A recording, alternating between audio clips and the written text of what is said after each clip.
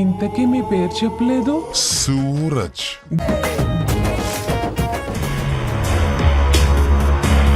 ఈ full episode ఇప్పుడే Jio Hotstar లో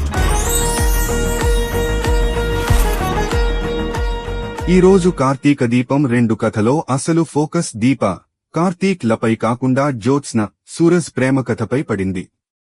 సూరజ్ పుట్టినరోజు సందర్భంగా జ్యోత్స్న తన మనసులో దాచుకున్న ప్రేమను బయటపెట్టాలని నిర్ణయించుకోవడంతో కథ మరింత ఆసక్తికరంగా మారింది.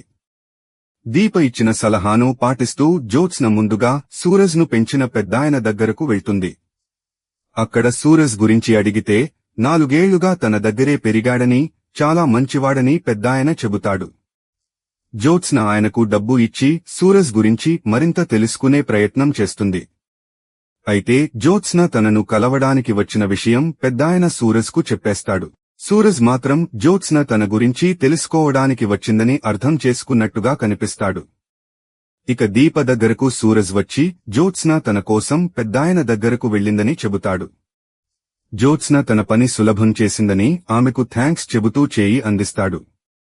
సూరజ్ ఇచ్చిన ఆ చిన్న షేక్ హ్యాండ్ కూడా జ్యోత్స్నకు పెద్ద ప్రేమ సంకేతంలా అనిపిస్తుంది. అక్కడే కార్తీక్, దీపలకు జ్యోత్స్న విషయం తెలిసిపోతుంది. సూరజ్ పుట్టినరోజు రాబోతోందని తెలుసుకున్న కార్తీక్, అదే మంచి అవకాశం. అందరి ముందు నీ ప్రేమను చెప్పేయ్ అని జ్యోత్స్నకు ధైర్యం చెబుతాడు. సూరజ్ తనను తిరస్కరిస్తే ఏం చేయాలనే భయం జ్యోత్స్నను వెంటాడుతుంది.